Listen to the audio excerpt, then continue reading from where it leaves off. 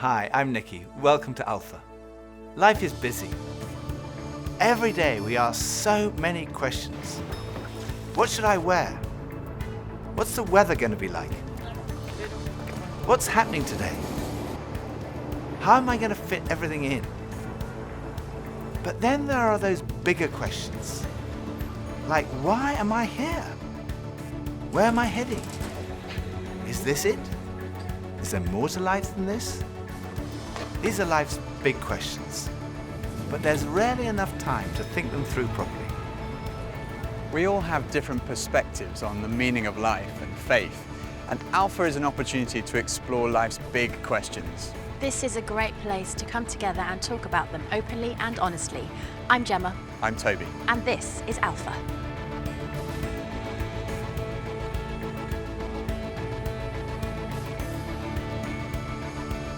I go on Google. I definitely Google. I go on Wikipedia. Internet. I scroll through all the different answers and then I try and combine it and then make my own kind of like cornerstone. Or smart friends. I don't ask big life questions. It's too hard to answer. Google or my grandmother. I meditate or I read. When I have a big life questions, I probably go to my family. I haven't really had any mess of what they said. To my mom or my dad, basically. My mom or my dad, maybe my gran.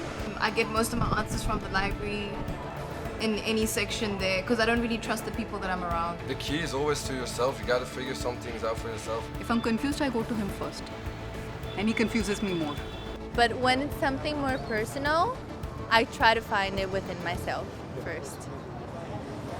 Friends of mine told me that the first night they came to Alpha, they sat in their car for half an hour waiting and watching people going in.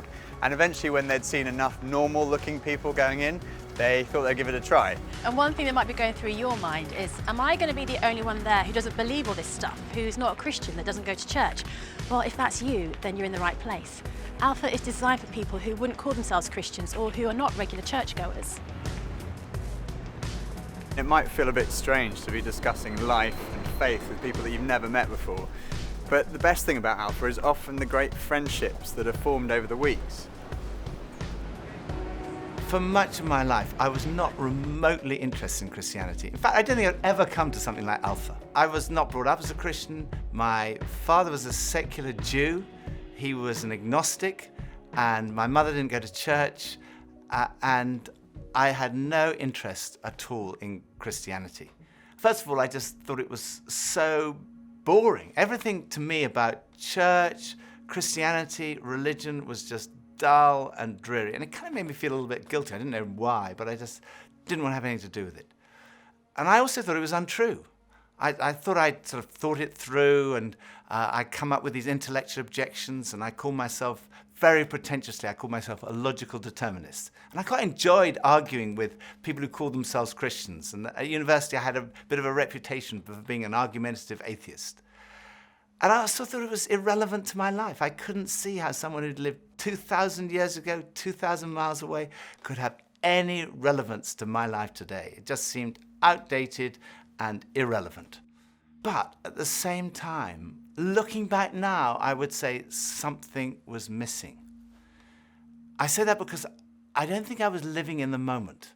I was always looking forward to the next thing in life.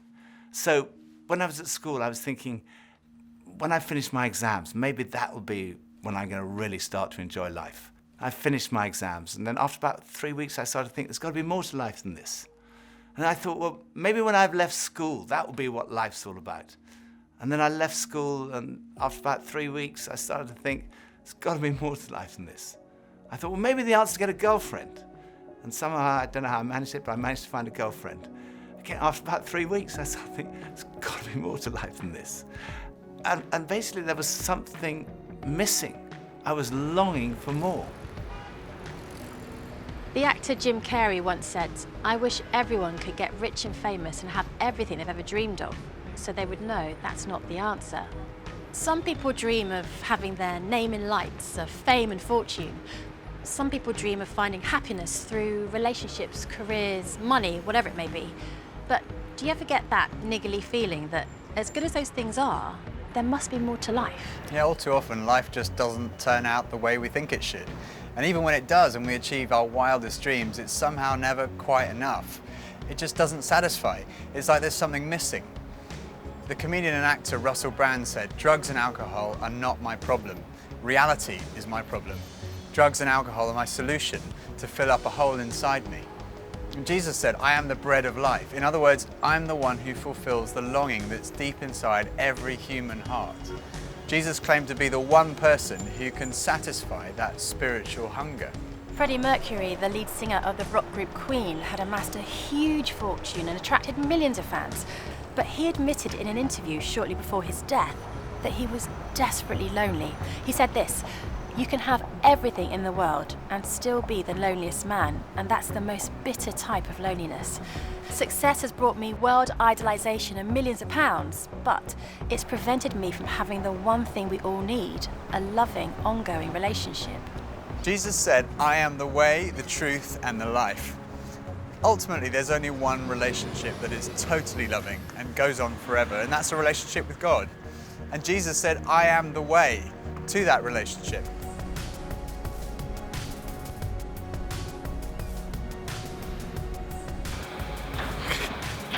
Maybe money?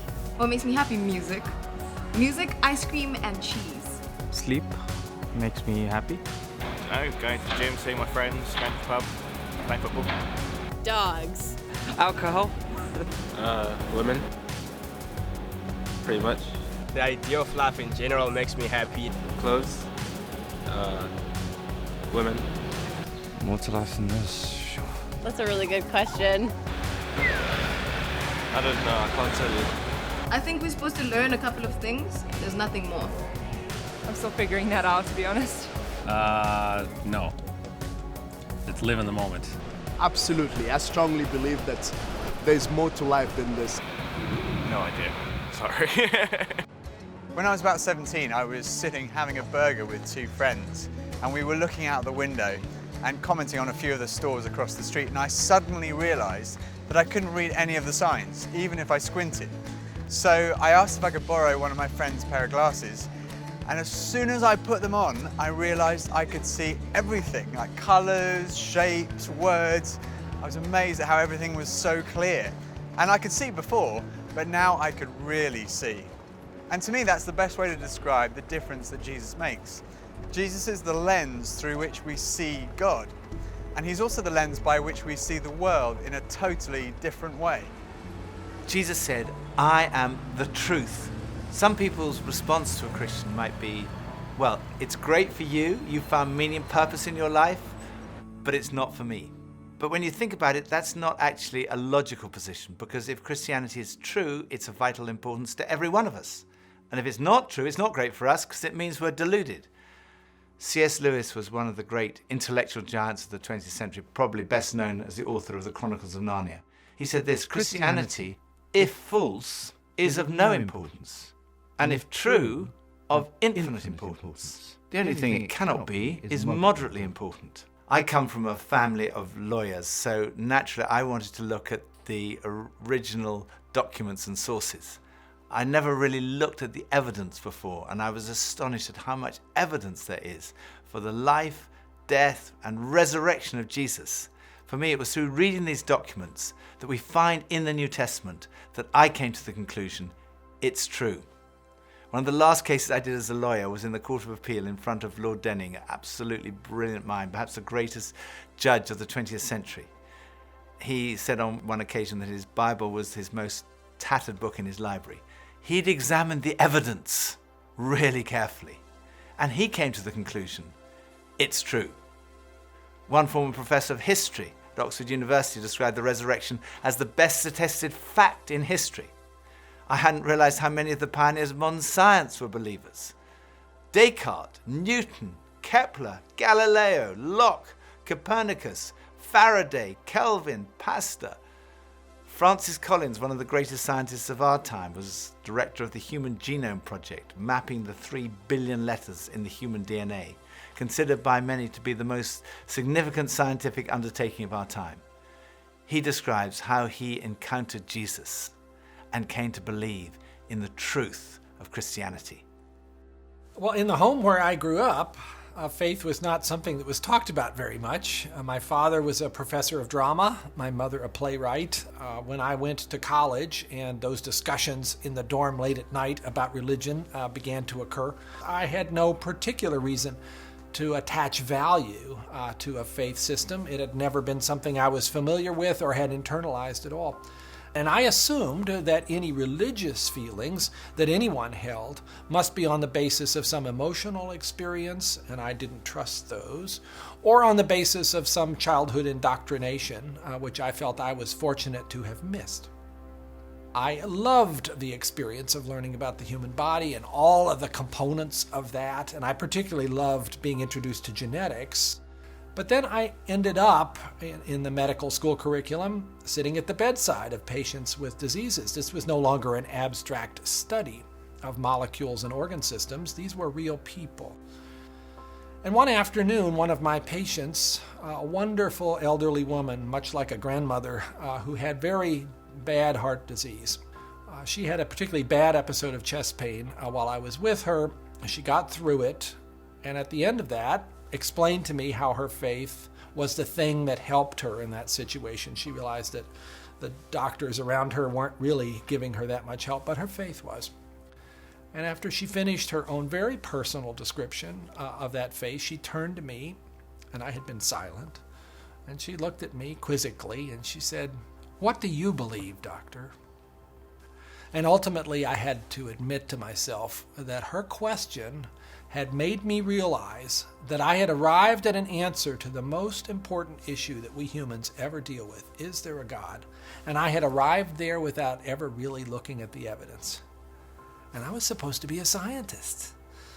If there's one thing scientists claim they do is to arrive at conclusions based upon evidence.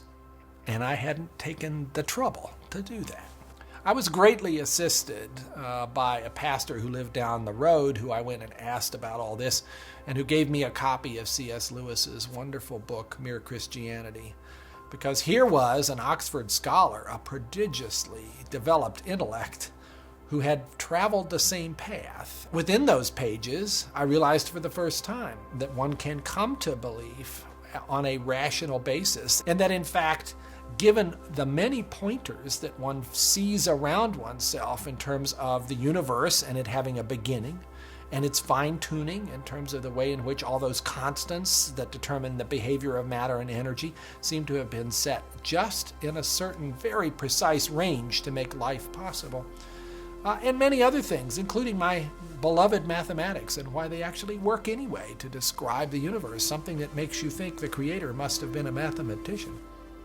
That brought me then to the person of Jesus Christ as a person who was historically extremely well documented. That was news to me. I thought Christ was as much myth as history, and I realized after reading more about it, this was a historical figure upon which we have a great deal of evidence for his existence and his teachings, and even his rising from the dead in a literal way.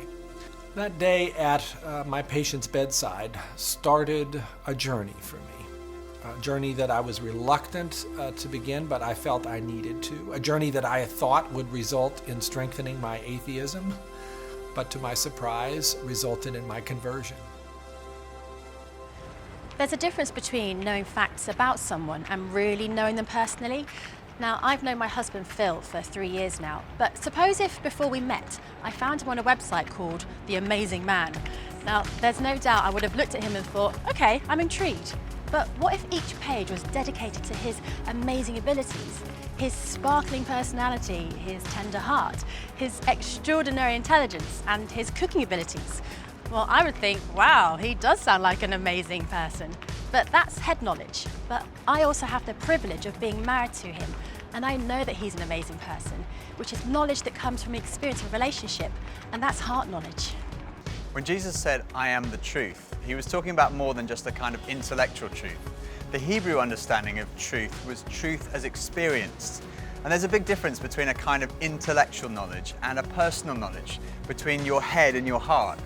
So when someone says, "I know Jesus is the truth," they're not just talking about being convinced of the evidence, they're also talking about experiencing a relationship with the risen Jesus Christ.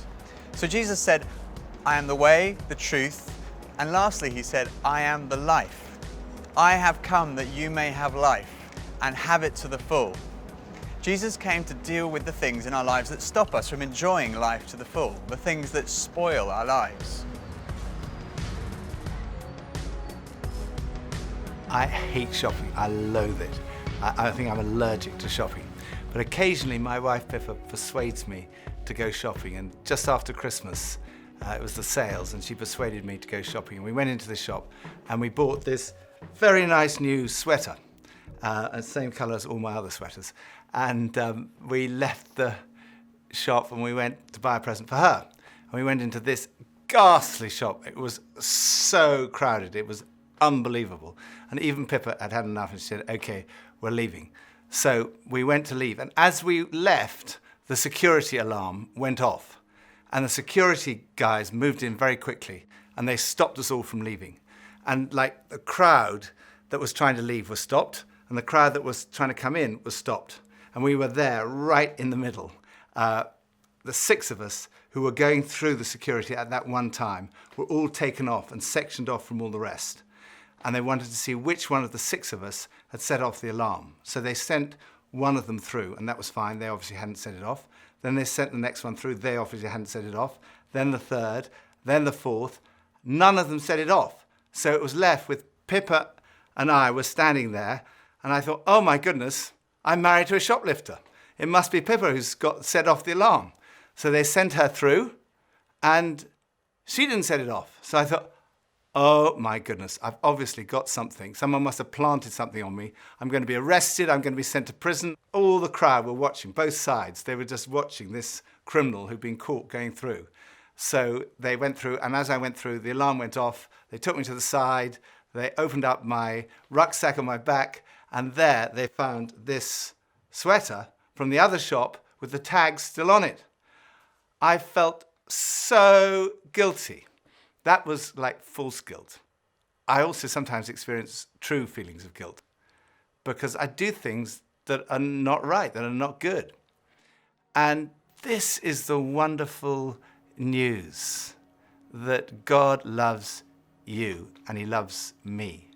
God came in the person of his Son, Jesus Christ, to die for you and for me. And on the cross, he took all of your guilt, all of my guilt, everything you've ever done wrong, everything I've ever done wrong, said wrong, thought wrong, and he died in our place in order that we could be forgiven.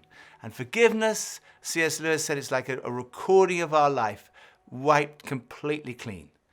And when we receive that forgiveness, we find life, and life in all its fullness. And that's what Jesus wants for you and for me.